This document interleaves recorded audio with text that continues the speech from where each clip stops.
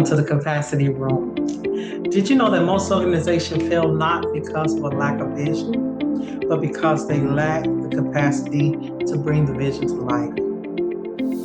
Welcome again to the Capacity Room, where vision takes shape and organizations grow from the inside out.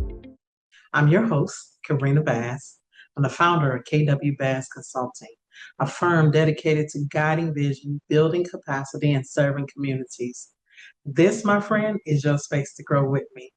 Together, we'll navigate the highs and the lows of building capacity and making real impact. Each month, we bring you real conversation, practical strategies, and inspiration for faith-based leaders, nonprofit change makers, and anyone ready to lead with purpose. Let's build together. Your mission deserves the support it needs to thrive. So let's share the story behind how did we get here today? How did we get to the capacity room? The journey didn't begin overnight. Before KW Bass Consulting, I spent 10 years building and leading KWVision LLC, which oftentimes you'll find me floundering between KW Bass Consulting and KWVision because I've been saying KWVision for so long. My son said that the name was deceiving, KWVision, as it sounded like a vision company for eyeglasses. He encouraged me to change the name for years, and I was determined to keep KWVision LLC because it was where vision was seeing the invisible. People were stumped by the seeing the invisible, saying, "How do you see the invisible?" And my response was, "That's what vision is." I supported many churches, nonprofits, and ministries, helping them update their bylaws, writing grants, and managing data systems. I worked hard, but I struggled with charging organizations fees and communities for the work that I did. The IRS even recommended that I either create a nonprofit or consider this to become a hobby. So I struggled to transition from a nonprofit to a for-profit work. However, I am now where I need to be. At this point, it's not only time to survive, but it's time to thrive. So again, welcome to KW Bass Consulting. It is our capacity room where we will grow together. During my time at KW Vision, I discovered that in the midst of all the excellent work, there was something off.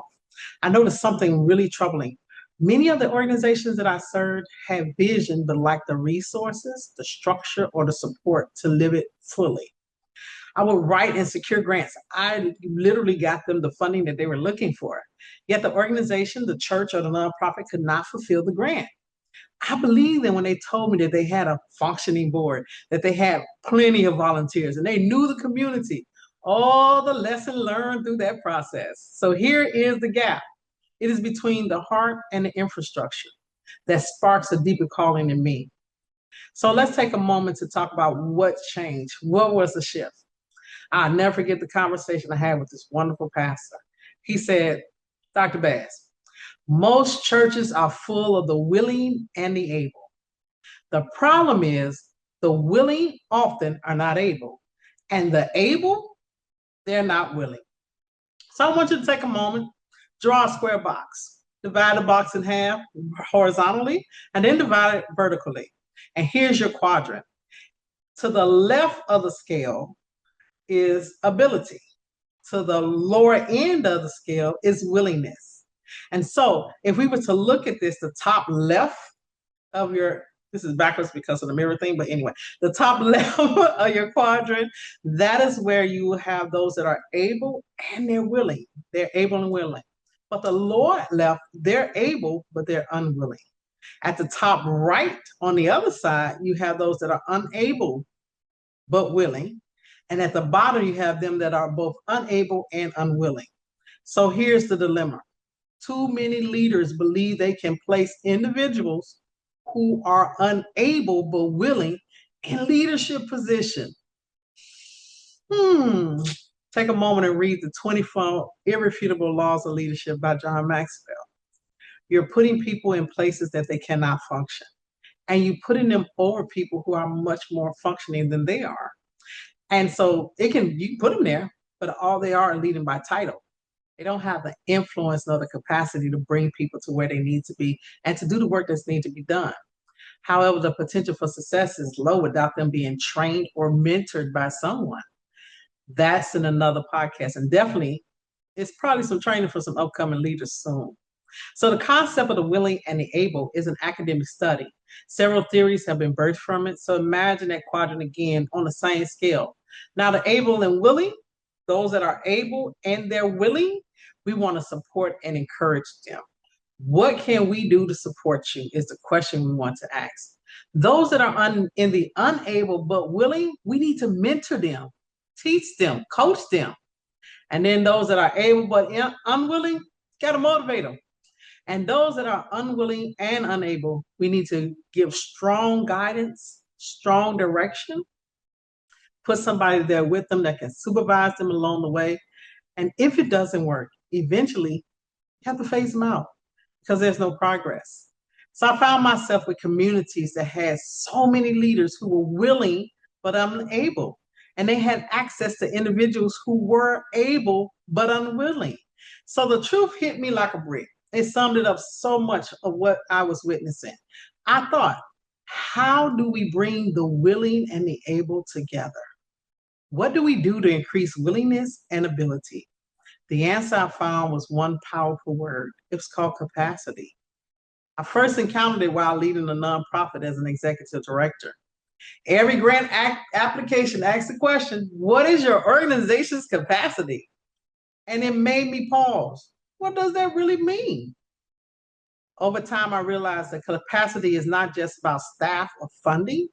It's about whether your organization has the structure, the systems, and the strategies to carry out its mission. And it is that understanding, the need to build from the inside out, that gave birth to KW Bass Consulting and this podcast, The Capacity Room. So the birth of the Capacity Room comes from much prayer. When I prayed about launching Kabrina W Bass Consulting, it was just easier. I knew I did not want to just consult. I wanted to build something that helped people and organizations grow stronger from the inside out. And so the Capacity Room was born. A room, a space, a place where we can ask some real questions without being judged. Do I have the systems? Those are the processes and programs to support what I believe I've been called to do. Are we operating in alignment with our values? Hey, do we even know how to identify our values as an agency, as an organization, as a faith-based group? What skills, tools, strategies are missing from our leadership table? What is capacity? Do we know what we can do and where we are limited? And why does it matter that I understand my organization's capacity? And how can we build it with the resources we already have? And what gets in the way of our ability to lead, to grow, and to serve effectively? I know my answers to some of these questions, but I don't know your answers. I believe our answers together to these questions help us collectively increase our capacity individually as well as corporately. At the end of the day, the vision of the Capacity Room is to become a trusted virtual gathering space where nonprofit leaders, faith-based organizations, faith leaders like pastors, presiding elders, bishops, elders, teachers, and lay leaders, community groups, where their capacity can be deepen their purpose and lead to transformational change in communities they serve. We can do this by coming together because the Capacity Room, it exists to inspire, equip, elevate purpose-driven leaders, organizations, and communities by sharing insight, strategies, and stories that build capacity, that help guide vision and amplify our service. Through real conversations and actionable knowledge, we help grow from inside out, all in the name of sustainability and impactful work. The Capacity Room broadcast is a space to explore capacity honestly, not just as a buzzword, but as a real pathway to impact. So what can you expect from the Capacity Room? Glad you asked. The podcast for those who are doing the work, often with small budgets and even smaller teams. Each month, we will bring you real conversations, practical strategies, and inspiration for faith-based leaders, nonprofit change makers, and anyone ready to lead with purpose. Your mission deserves the support it needs to thrive. The capacity room will guide us through topics that matter, like vision and identity. Who are we? How do we clarify our mission and our vision? We're going to talk about vision that lead. Then we're going to shift into organizational self-assessment, conduct our own capacity assessment so we know where we stand. The next one will be leadership development. How do we strengthen the core of our organization, build a strong governance agency and leadership team? And then talk about strategies in motion. How do we plan for impact? What is strategic planning? Is it realistic, and how resilient is it? And then let's talk about people power. We have some wonderful people that are volunteering. We have wonderful paid staff. But how do we, as an organization, as a group, as a community, invest in these people who want to help ensure that the mission becomes the vision? And then we want to talk about money. Always got to talk about the money side. So I'll be bringing in some people to talk about funding the mission. I'll talk about grant and donors and financial strategies to help strengthen organization. And we cannot do none of this without knowing how to tell our own story. Talking about communication and branding. And then there's a need to be able to evaluate what we do. So program evaluation made simple, measuring those things that matter. And then there's this really big elephant in the room, culture by design. We're not the same people. We're not clones of one another. We're all individuals. And as individuals, we bring our own stories to the table. We bring our own experiences to the table. And that creates sometimes conflict between us. So we really want to talk about shaping organizational culture intentionally. So we find those triggers and we work with those triggers so that we can overcome them. Not that we're going to change anybody, not that we may resolve all of the trauma that we have, but then collectively, collaboratively, we can make a difference by building a culture through design. And then talk about collaboration that counts. How do we create our partnership, our coalitions, and share impact together as a community? And then we take time to rest. This is a 12-month series. At the end of this 12 months, we get to sit back and review what have we done, how have we grown, and what impacts have we made. You will hear practical tools, honest reflection, and guest voices from leaders and practitioners in the field. We will learn together and we will build together. So here we are. I was recently asked the question, what does capacity mean to you? And I heard everything from structure, staffing, alignment, and faith. That is why I'm excited to build this space with you, because capacity is shaped by context. It's shaped by the people and their purpose. Webster defined capacity as a legal competency, the ability to stand trial. Does the person have the capacity to understand this trial, to be part of this trial, and to get an outcome from this trial? But it also means the potential of suitability for holding or storing or accommodating. Thinking about seating capacity when you're planning events. Does the space have enough room for all of us to be there? And then maximize the amount of number that can be contained or accommodate. How much fits inside of this particular unit that we have? It can be like a jug or a bottle. How much can I get inside of it? And here's where we are with capacity. Webster states an individual's mental or physical ability. It's about their aptitude and their skill. Capacity as an adjective is equalizing maximum. So when you take all these definitions for capacity, capacity literally means what can you do with what you have? How much of it can be done? How much can you hold, sustain, and make available to others? So in Google, the new verb I use as well as others, I'm sure, in Investopedia defines capacity as the maximum level of goods and service output that a given system can produce over a period of time. Nonprofitfixer.com is a real thing. They define it as the ability to do. The University of Pennsylvania explained organizational capacity as the proposing organization or group's ability to implement, to manage, to measure its intended results. So when we see all of this about capacity, when we say or declare that we have been called to do something amazing, do we ever consider our capacity or even the capacity of those we are considered to support this endeavor?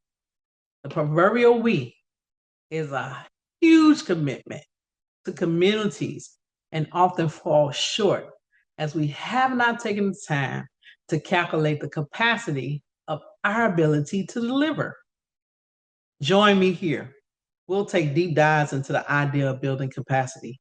It may be new to some and it may be secondhand to others, but imagine with me what is possible if we only did the necessary planning and consideration to determine if we can deliver, and if we can't do it, what do we need to help us to make it happen? It's okay to get help, and maybe a little help is what we need to increase our capacity. Have you ever experienced similar challenges where you really wanted to do something and in the middle of it, you recognize you don't have enough time, you don't have enough people, you don't have enough funds? We want to hear you. We want to hear from you. We want to hear your stories. You can share with us on social media or in the comments inside of this podcast. So I want you to be prepared in upcoming episodes. We will be joined by experts and leaders who have successfully navigated the challenges of building capacity. So bring your thoughts, bring your questions and your challenges. This room is for all of that. So next month, we're diving into one of the most foundational pieces of capacity, and that's vision.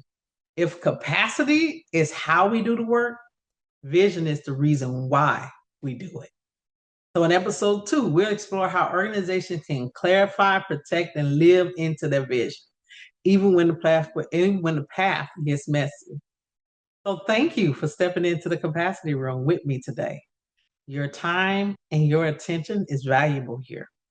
Remember, the capacity room is where strategy meets service and vision becomes impact. Please send in your questions, share your thoughts on social media, and leave a review. Visit the website to download our free capacity building toolkit. Start your journey toward building stronger communities today. Be sure to subscribe to our newsletter. It's only monthly. We do not bombard you with a bunch of newsletters. And then remember, the website is kabrinabass.org. And my social media hashtag is at Kabrina Bass W. I'm on LinkedIn, Facebook, Instagram, and YouTube. In fact, this will be the second video for YouTube. I'm still working on that YouTube channel. Not sure what all will be there, but just keep watching. So remember, we're here to help you guide vision, build capacity, and serve community. Until next time.